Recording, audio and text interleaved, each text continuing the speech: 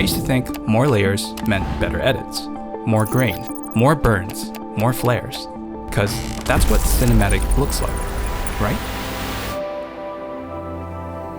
It took me years to realize the truth. Overlays don't tell the story, they support it.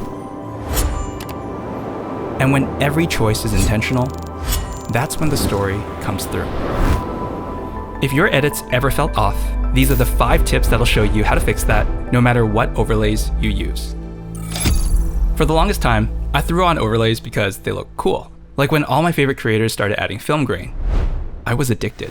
It gave their footage grit, texture, this beautiful softness that made digital look like film.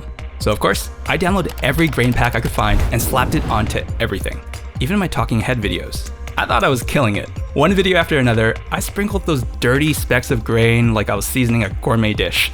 But looking back, it made absolutely no sense. I was just using it to make my footage look less clinical. Instead of serving the story, it felt distracting. It took a few uploads later until it finally clicked. Grain only works when it matches the emotion of the footage. If I'm trying to evoke nostalgia, grit, or imperfection, it works great. But when I'm trying to explain something to camera in a clean, well-lit room, the only emotion it adds is confusion. Now, I always ask myself, what's this moment supposed to feel like? Because overlays don't feel cinematic when they're just decorating your footage. They should support the story it's already trying to tell. There have been countless times where I'd spend hours trying to get an overlay to look just right. Other editors made it look natural, while I made it look slapped on and distracting. So I did the only thing that made sense to me: download more overlays. I would spend even more time trying out 5 different lens flares that all felt just as wrong. And every single time, I'd blame the asset, never realizing the problem was me. I was using the wrong blending mode. You see, the blending mode you choose can completely change the emotion of the overlay. For film burns, screen is less distracting and feels dreamy, while add can blow out highlights to give a more damaged look. Overlay feels rougher, which makes it great for a quick transition. But it's not just the blending modes. Dialing down the opacity or adding a slight tint can make the overlays feel baked in rather than slapped on top. Because if it doesn't feel like it belongs in the shot, it probably doesn't. One overlay is a filter. Stacking more is how you build a look. There was a time where I downloaded every single free overlay I could get my hands on and threw them all together because more meant better, right? I was combining aesthetics that made absolutely no sense being in the same timeline. It looked like I couldn't decide what story I was trying to tell. Over time, I realized the problem wasn't that I didn't have enough assets. I just wasn't stacking the right ones.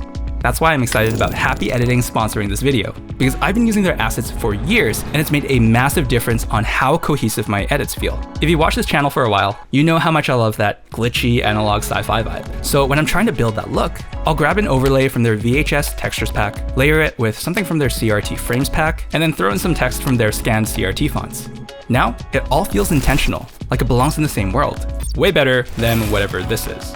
I've built plenty of looks for client projects using the Happy Editing Master Bundle. It's packed with all my favorite overlays, transitions, and sound effects that save me time and leveled up my editing. Instead of digging through random folders and 10 different websites, I pull from one place that fits the aesthetic I'm going for.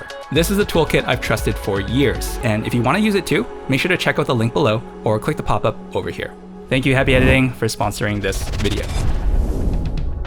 Sometimes the overlay isn't the problem, it's your footage. I would spend hours layering everything perfectly, tweaking the blending modes and opacity, trying to make everything feel seamless. But no matter what I did, it still looked off. It was like the overlay was floating on top of the shot instead of being a part of it. So as usual, I blamed the overlay.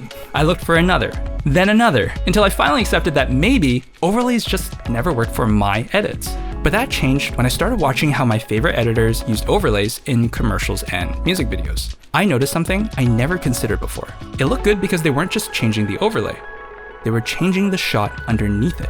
When using CRT textures, their footage felt more analog because they were dropping the frame rate. So I tried the posterized time effect in After Effects, threw on an echo, and it finally clicked. This was how they made it feel like it was captured on an old CRT TV. Even a subtle lens distortion or a bit of chromatic aberration made a huge difference.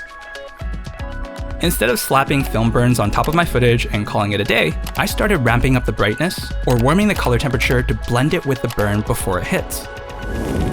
These weren't huge changes, but they made the overlays feel like they actually belonged. By the way, if you're looking to avoid the same mistakes I've made throughout my 17 years of making videos, check out my community frame by frame.